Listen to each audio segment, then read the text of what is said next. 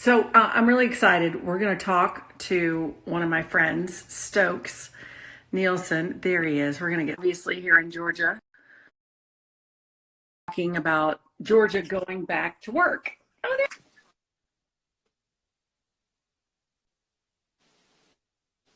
Hey, Angie. For a really I, long time. I can hear you. If you follow me on Twitter, and actually on Insta Story, I tweeted out a photo. It was you and I back in 2008 at the Lexington Barbecue Festival. And you and the Lost Trailers were performing, and you drugged me up on stage and made me sing, which we all realized was a bad mistake really early. So, I thought it was the best guest vocalist of that year, actually. I think there's an award for that somewhere. There's only about 4 of you artists that have been brave enough, like you, Blake Shelton. Everybody afterwards is like, oh boy, we're not doing that again. Just let her play the song. So how are you doing? I'm doing fantastic, Angie. And first of all, thank you for letting me be on with you today. And I would love to share some really fantastic news before we get started. Sure, go ahead.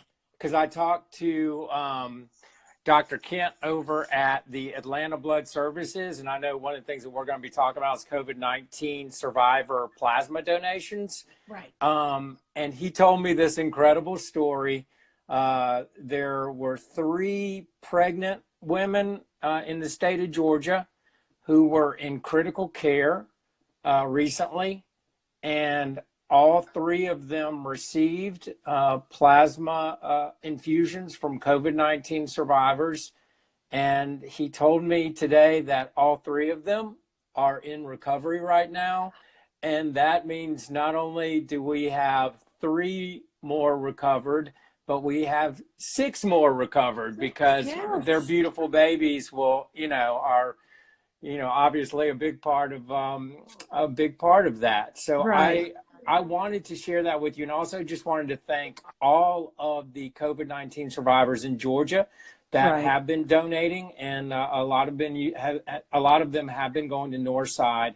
They've got a great program at Northside Hospital. Nancy over there is incredible. One of my friends came down from Virginia actually to give in Atlanta, and I just want to thank everyone who's doing that.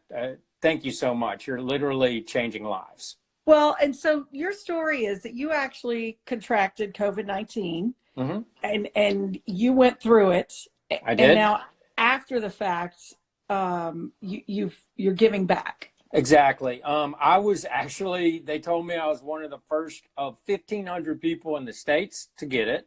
And my experience, Angie, was that for the first 3 days of having symptoms, it was a high fever. It was, things like that you're hearing. But then on the 3rd night, I woke up at 2 o'clock in the morning and I couldn't breathe. And I never had an experience like that in my life, where I literally was just fighting for a breath, Yeah.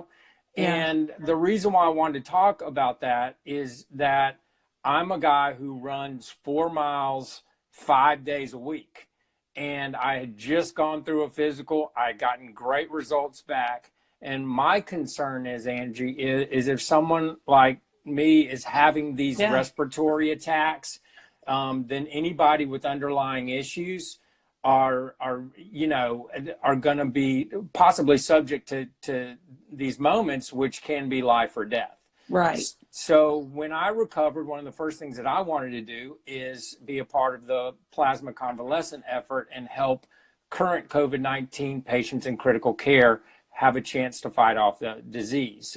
For those of you guys who are just finding out about it, what it is basically, when COVID-19 survivors come out of quarantine, they have antibodies that are part of their blood, and that those antibodies are trained to fight the virus. Because basically, there's only 2 things that happen. The virus either wins or you win. If the virus wins, you die. If you win, you live. Very simple. So for my whole goal is just to fight the virus, kill the virus. And to do that, we need these wonderful people who are getting out of quarantine to donate their plasma so that their antibodies can be part of the battle to kill the virus. So when you you got a test, why did you get a test originally? Yeah, so I got a test on the 13th of March because I had a fever, I had chills, and also I was planning on going to Puerto Rico, actually. And so I didn't want, it was just when this was starting to roll out as happening in the States. Right. I called my primary physician and I said, I'm about to go to Puerto Rico. I'm nervous about this fever. And right. I have an amazing physician, Dr. Gupta. I like to call her the OG, the original Dr. Gupta. Not Sanjay. Which he's great, but I prefer my Dr. Gupta. Right. She is amazing. And she got me in to go get tested based on my symptoms. Right. And I immediately went into quarantine because when you get tested, they also test you for flu. And if you're having these symptoms and it comes back as negative for flu, which they usually get in about an hour or 2 hours, if it's negative for flu and you have those symptoms, there's a good chance that you may have COVID. I heard Sandy Patty, the Christian singer, said the same exact thing. She was having the same symptoms. She went in, she had the flu test, and she said it was kind of process of elimination because it takes a while for the results to get back, right? Exactly. And I think, by the way, anybody that goes through this, I could maybe impart some thoughts that I wish I had, done early on. Number one, don't freak out. Anxiety actually can make it worse. Okay. And so, number one, don't freak out. Number two, quickly shift into a regimen where you are taking Tylenol 6 hours. You are truly resting, not this idea that you could still do work and you can still do all the things. And you really need to give your body the chance to rest. The X factor in my case was when these respiratory attacks would happen, because it was like just out of the blue. These things would happen, and it's extremely scary. And then in those moments, you kind of have to ascertain, are you going to the hospital or not? In my case, Angie, I was at that time was when going to the hospital and getting a ventilator was a touchy guess, Yeah, there weren't a lot of them, yeah. Exactly. And I didn't know, number one, I didn't want to take one from somebody who absolutely needed it. Yeah. And number two, I didn't even know if I was going to make it to the hospital. So really? Yeah. So what I did is, in some ways I am kind of an old school soul for me, I do have a deep faith and I really lean on my faith. And, I prayed and I said, Lord, if you get me through it, I swear I'm going to help other people, and I did ask for a sign, and I said, please give me a sign that things are going to get better. And I can't tell you what happened next because I kind of, I don't know what happened next. All I know is I woke up at 9 o'clock in the morning and there were 4 fourth graders from Edmondson Elementary School outside my window with a sign. And the sign said, "Get well soon." Aww. And I got to tell you, Angie, that is a moment I will remember for the rest of my life. And I also will show, it does demonstrate, our American youth are so incredible. And I just think, we didn't have to go through this when we were in elementary school. Mm-hmm. And I just think in so many cases, our youth have just really shown during this time. And so I took that as a sign. So I realized, hey, when I get out, I'm going to help people. And so this plasma donation is kind of my mission. I did start a plus2project.com, which Okay. if people are cleared and want to find out where they can give blood, they can go to plus2project.com Okay. and do a survey, and then we will connect you with a plasma donation center within 36 hours.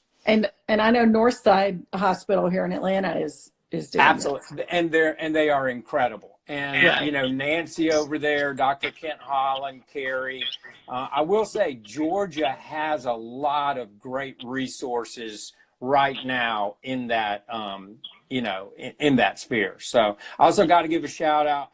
When I donated in honor of Joe Diffie. And I wear this hat because I want to honor him. I mean, and by the way, John Deere Green is one of the greatest songs ever, you know.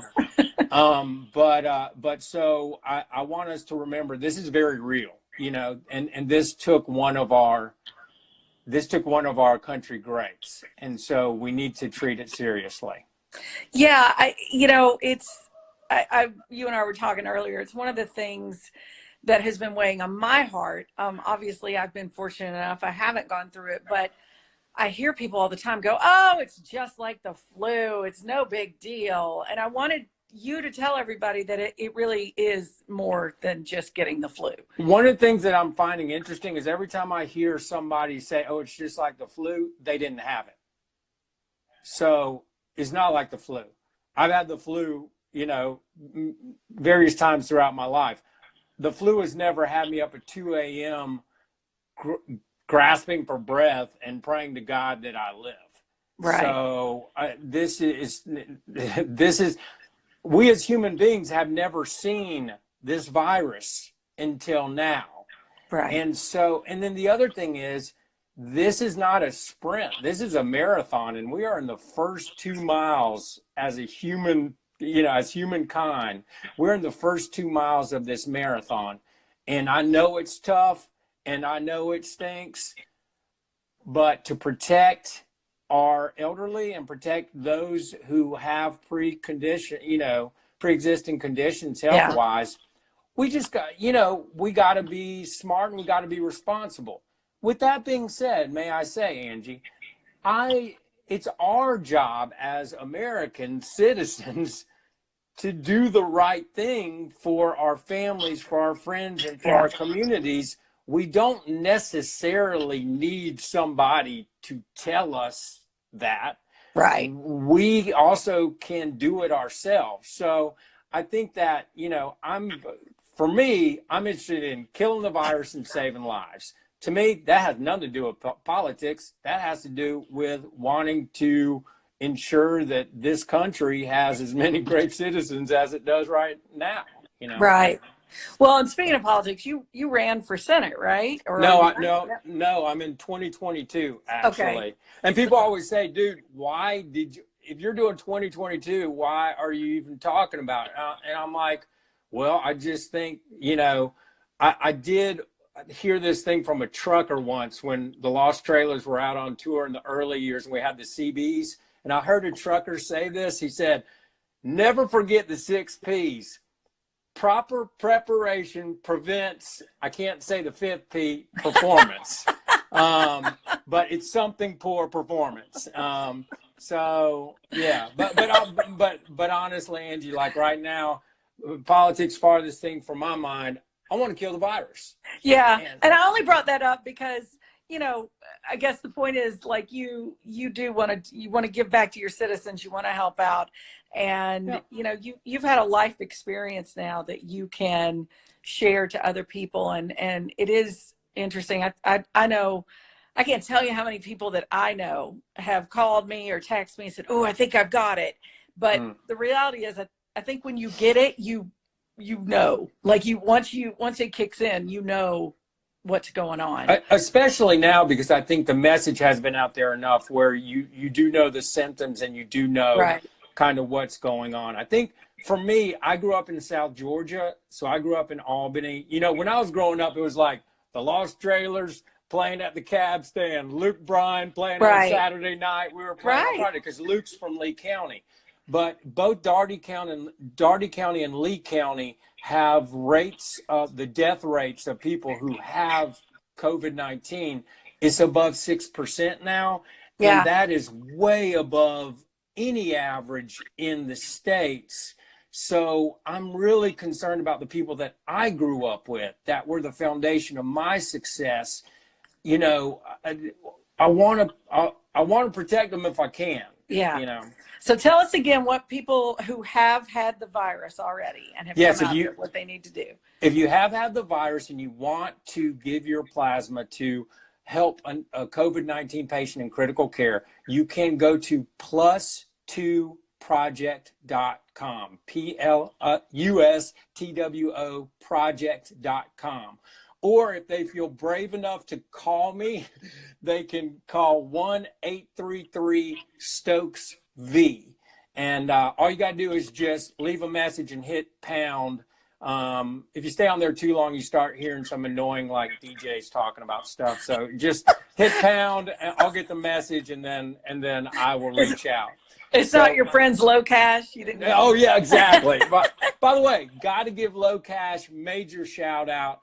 You know, we're starting to get the message out through my friends in country music. Yeah. And Angie, this just shows you the awesomeness of country folks. You know, I reached out to Low Cash, and within 30 minutes, they had a video liner, you know, saying, "Hey, really appreciate, you know, who's donating." Yeah.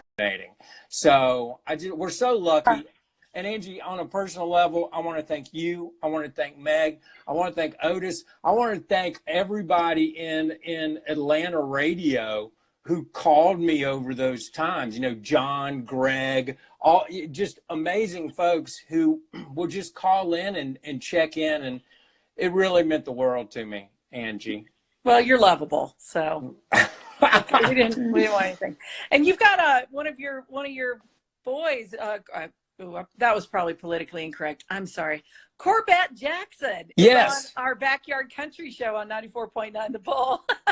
Well, I respectfully say he's the best new singer in country music, a Noonan, Georgia guy, just amazing. He's also been so helpful with getting the word out about this. And I will tell you, Angie, we're working on something with our friends in Albany, Georgia.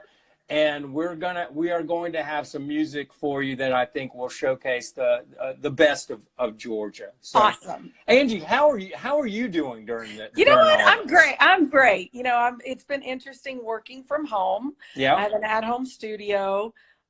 Things don't move as quickly as you know when you've got a at-home studio than when you're in a big fancy studio. So I've had to adjust to that. But I think it's been great because I've gotten to spend more time with the kids and my husband. Yeah. And hey, there's Dustin Lynch. Hi, Dustin Lynch. What up, Dustin? And it's just been really nice. But I've seen neighbors out playing in the yard with their kids that I've never seen play with their children before. Yeah. I've seen people doing yard work. So, you know, on the backside, there's always positives to negatives. And I feel like one of the positives to this COVID-19 is that it really is bringing families back together.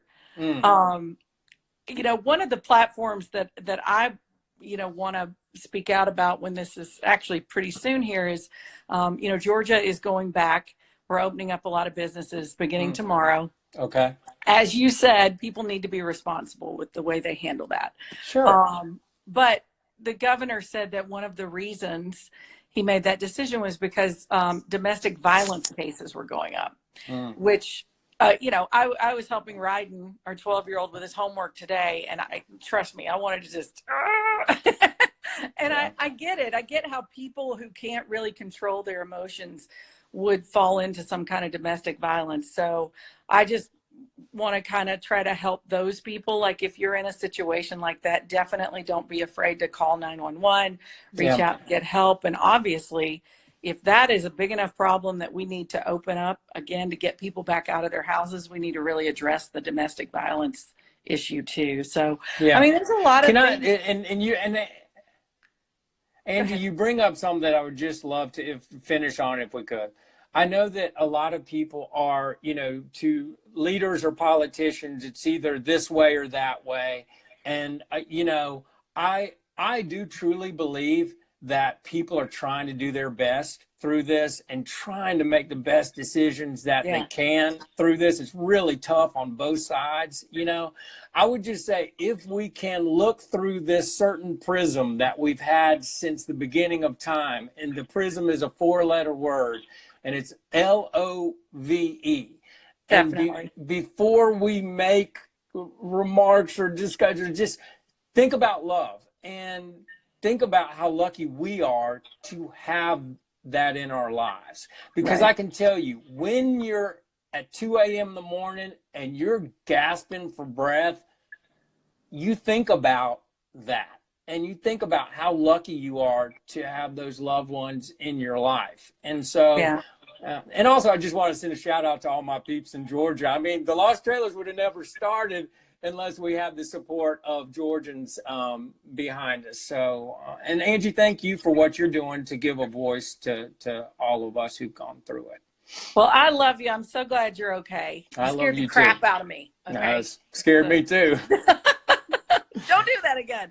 All right, give a shout out one more time for your project that you got going on. It's +2 Project, PLUSTWO project.com. If you are a COVID-19 survivor and would like to help a current COVID-19 patient in critical care, please go there. And you know what? Even if you're not and you just want to help get the word out, go there and sign up. If you want to call me, it's 1-833-STOKES-V. And tell my buddy from Tullahoma, the Tullahoma kid, Dustin Lynch, that his buddy Stokes said, hey.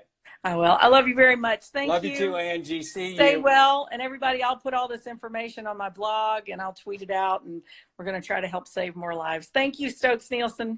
Thanks, Angie. Love you. Bye, buddy. See ya. Bye.